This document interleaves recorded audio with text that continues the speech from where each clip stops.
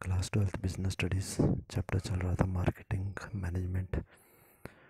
Part number 9 हम start करें और इसमें टॉपिक हम कर रहे थे ब्रांड नीतियाँ या रणनीतियाँ, ब्रांड पॉलिसीज़ एंड स्ट्रेटजीज़। तो इसमें सब पार्ट है हमारा निर्माता या मध्यस्थ को ब्रांड के साथ साथ उपयोग, joint use of the manufacturer brand name. तो जब ब्रांड पॉलिसी हम डिस्कस कर रहे हैं, मतलब ब्रांड की क्या टेक्निक्स होती हैं, अलग अलग व्यक्ति क्या कौन कौन सी तकनीक इसकी अपनाते हैं। तो अब यहाँ पर अगला जो पॉइंट आया वो हमारा ये आया कि जो मध्यस्थ व्यक्ति है वो निर्माता जो है, मैन्युफैक्चरर जो है, उसके ब्रांड का नाम भी प्रयोग करेगा और अपने मध्यस्थ मतलब अपने ब्रांड का नाम भी साथ साथ में ही यूज़ करता है। तो अगर ऐसा एक मध्यस्थ व्यक्ति ऐसी तकनीक अपनाता है, नीति अपनाता है, तो उसकी कंपनी को क्या लाभ होगा। तो ये है पहला पॉइंट। मध्यस्थ के भी अपने अस्तित्व का विकास होता है, existence of the middleman to remains in existence. मतलब जब एक मध्यस्थ पहले निर्माता की वस्तु को बेचता था, उसके ब्रांड नाम का यूज़ करता था, तो उसका अपना एग्जिस्टेंस नहीं होती थी, उसकी अपनी पहचान नहीं बनती थी। यहाँ पर अगर हम अपना ब्रांड नेम भी यूज़ करते हैं, निर्माता का भी यूज़ करते हैं, तो ऐसी स्थिति में हमारी भी एग्जिस्टेंस रहती है, हमारा भी ब्रांड नेम चलता रहता है और उसका भी विकास होता है और निर्माता का भी होता है। सेकंड है, क्योंकि मध्यस्थों की अपनी वस्तुओं के मूल्य कम होते हैं और दोनों उत्पादों में कोई विशेष अंतर नहीं होता, इसी समझदार ग्राहक मध्यस्थ के ब्रांड को अधिक महत्व देते हैं। Because the rates of the middleman brand products are less in comparison to both the brands and the qualities of both the brands are almost same, so mostly the customers prefer to buy the middleman brand products. कहने का मतलब यहाँ पर ये हुआ कि जो मध्यस्थ वस्तु को अपने ब्रांड को बेच रहा है, अपनी वस्तु को बेच रहा है, तो उसके मूल्य कुछ कम होते हैं, क्योंकि जो निर्माता है वो तो एक विश्व स्तर पर जो है विज्ञापन कर रहा है, तो उसके खर्चा भी ज़्यादा होगा और उसकी कीमत भी वस्तुओं की ज़्यादा होगी। तो ये जो व्यक्ति है, इसकी उतने बड़े पैमाने पर खर्चा नहीं हो रहा, जिससे इसकी वस्तु की कीमत कम होती है, परंतु ये देख रहा है कि निर्माता की वस्तु में क्या क्वालिटी है, क्या गुण है, क्या रेट है, सब कुछ ये देख रहा है, तो ये अपनी वस्तु को भी वैसे ही बनाता है। और कुल मिलाकर ये होता है कि दोनों वस्तुओं के गुण, निर्माता की वस्तु और मध्यस्थ की वस्तु, दोनों के गुणों में बहुत समानता होती है, दोनों में एक जैसे गुण होते हैं। बस ये है कि निर्माता की वस्तु जो है वो थोड़ी महंगी होती है, उसके ब्रांड की वस्तु थोड़ी महंगी होगी। तो जो समझदार ग्राहक होता है वो मध्यस्थ की वस्तु को क्रय कर लेता है, क्योंकि गुण तो एक ही जैसे हैं और मध्यस्थ की वस्तु ब्रांड जो है उसकी कीमत भी कम होती है। सी पॉइंट से मध्यस्थ का यह भय भी समाप्त हो जाता है कि यदि निर्माता अपना उत्पाद नहीं देगा तो वो क्या करेंगे। Fear of non availability of the manufacture brand is also resolve. कहने का मतलब यहाँ पर ये हुआ कि एक हम ये बोल रहे हैं कि हम किसी निर्माता की वस्तु बेचते हैं और उसके नाम के आधार पर हम वस्तु का विक्रय कर रहे हैं। अगर कल को वो निर्माता हमें वस्तु बेचने से मना कर देता है तो हमारा सारा बिजनेस बंद हो जाएगा। ऐसी स्थिति में यदि हमने अपना भी ब्रांड नेम साथ में चलाया है और यदि निर्माता बंद कर देता है तो कोई बात नहीं, हमारा ब्रांड नेम की वस्तुएं हमारी बिकती रहेंगी। इसलिए हम काफ़ी हद तक सुरक्षित हो जाते हैं यहाँ पर। इस विधि में एक दोष या कमी ये है कि निर्माता ऐसे मध्यस्थों को सामान्यतः पसंद नहीं करते, तो इस विधि से निर्माता के ब्रांड पर मध्यस्थ ध्यान नहीं देते। निर्माता जो है ऐसे निर्माता की वस्तु जो है, यहाँ पर बोला गया कि निर्माता ऐसे मध्यस्थों को पसंद नहीं करते जो उनकी वस्तु भी बेचेंगे और अपनी वस्तु भी बेचेंगे। निर्माता ये चाहता है कि आप केवल हमारी वस्तु बेचो, ठीक है। तो इस विधि से क्या होता है, निर्माता जो है ब्रांड पर मध्यस्थ, निर्माता के ब्रांड पर जो है वो मध्यस्थ ध्यान नहीं देते। यदि हम बोलें कि दोनों का कंबाइंड काम चल रहा है तो मध्यस्थ तो यही चाहेंगे भाई मेरी कंपनी की ज़्यादा वस्तु बिके, निर्माता जो है उसका भी साइड बाय साइड काम चलता रहे। तो ध्यान जो है मध्यस्थ का पूरा अपने ब्रांड पर होता है। अगला टॉपिक हमारा है कि ब्रांड की अगली पॉलिसी कौन सी होगी। तो अन्य पॉलिसीज़ यहाँ पर हम डिस्कस करेंगे। तो पहला आ गया यहाँ पर संपूर्ण परिवार ब्रांडिंग, इसे हम बोलते हैं ब्लैंकेट फैमिली ब्रांडिंग, ठीक है। ब्लैंकेट मतलब जो पूरी फैमिली को कवर करती है, फैमिली परिवार का मतलब कंपनी की वस्तुएं। तो देखें दिया गया, कंपनी अपने संपूर्ण उत्पाद, जितने भी उत्पाद मतलब वस्तुएं, जितनी भी वस्तुएं बनाई हैं उन सभी वस्तुओं का नाम ब्रांड नेम एक ही रखती है, ठीक है। संपूर्ण परिवार मतलब जितनी भी वस्तुएं बनाई गई सबका ब्रांड नेम हम एक ही रखेंगे। एग्जाम्पल के लिए फिलिप्स कंपनी, फ़िलिप्स कंपनी के बल्ब भी आते हैं, रेडियो भी आते हैं, टीवी हैं, कंप्यूटर हैं, मॉनिटर हैं वगैरह। तो ये मेथड सस्ता रहता है क्योंकि हमारे को एक ब्रांड नेम का ही विज्ञापन करना है। एक बार अगर हमारा ब्रांड नेम लोकप्रिय हो जाए तो सारी वस्तुएं अपने आप ही लोकप्रिय हो जाएंगी, सभी वस्तुओं को इसका लाभ मिल जाता है। पर इस विधि में एक कमी ये आती है कि अनेक उत्पाद होने से उत्पाद में विभिन्नता करना मुश्किल होता है कि सभी वस्तुओं का नाम एक ही है। कौन सी वस्तु हम मंगवाएंगे, उसका क्या नाम बोलेंगे, कैसे बोलना है, बताना है, तो वो थोड़ा सा मुश्किल हो जाता है।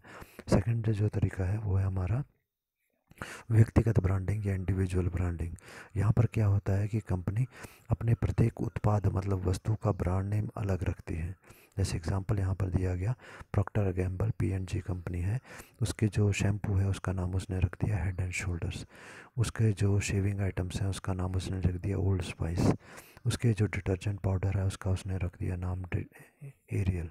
उसके जो सोप है उसका नाम उसने रख दिया कैमे। कहने का मतलब हर वस्तु का नाम वो ब्रांड नेम वो अलग रख रहा है। तो इसका लाभ ये होता है कि हर उत्पाद की अलग पहचान बन जाती है। उसका नाम जो है हर वस्तु का नाम लोकप्रिय हो रहा है, हर ब्रांड का नाम लोकप्रिय हो रहा है, हर ब्रांड का नाम विश्व प्रसिद्ध भी हो रहा है। पर यहाँ पर एक थोड़ी कमी भी आती है। इसकी कमी ये है कि ये मेथड हमारे को महंगा पड़ता है। क्यों? क्योंकि हमको हर ब्रांड का उसका नाम अलग है, उसका विज्ञापन अलग से करना होगा। सभी उत्पादों का अलग अलग विज्ञापन हमारे को करना पड़ता है। हर ब्रांड के लिए ब्रांड नेम हमारे को अलग से निश्चित करना पड़ता है।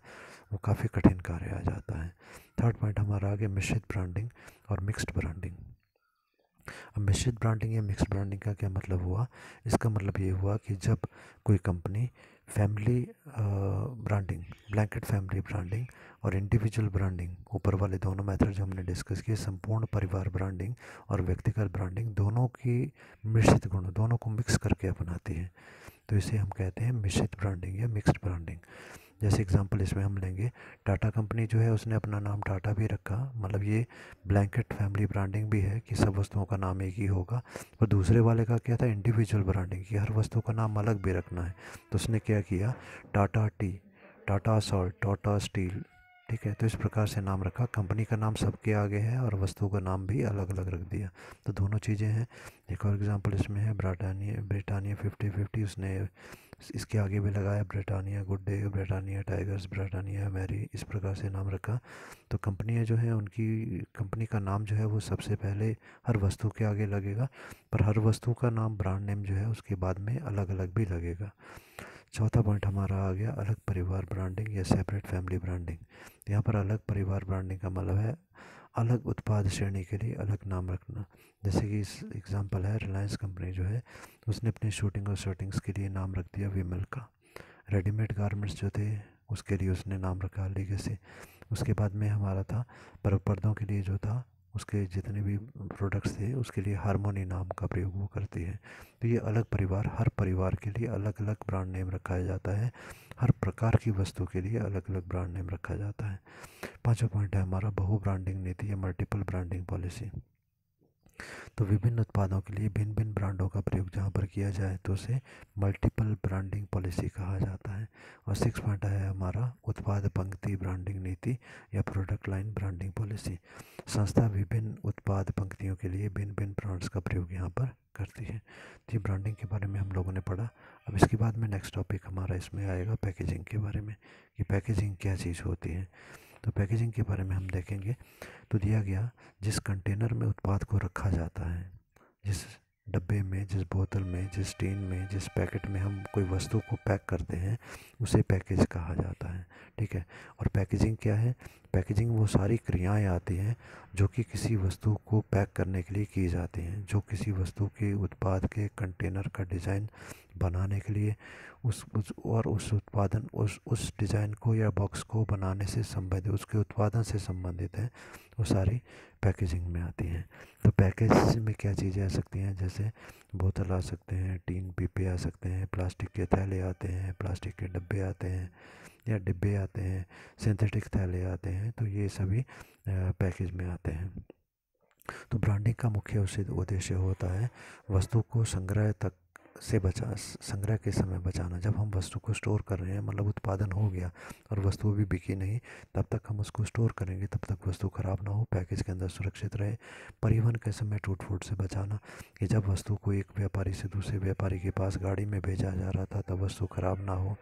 अगला है क्षय हो जाना, वस्तु के ऐसे खराब हो जाना, क्षति हो जाना। क्षति मतलब नुकसान, किसी प्रकार का वस्तु को ना पहुंचे, डब्बे में सुरक्षित रहे।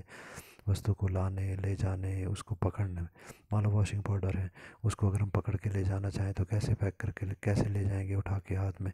तो उसके लिए हमने क्या किया, एक पैकेट बनाया, पैकेट को हैंडल लगा दिया, तो उसको पकड़ने में उठाने में सुविधा और आसानी होती है। अगला जो टॉपिक है वो है पैकेजिंग और ब्रांडिंग। पैकिंग और पैकेजिंग में अंतर क्या होता है।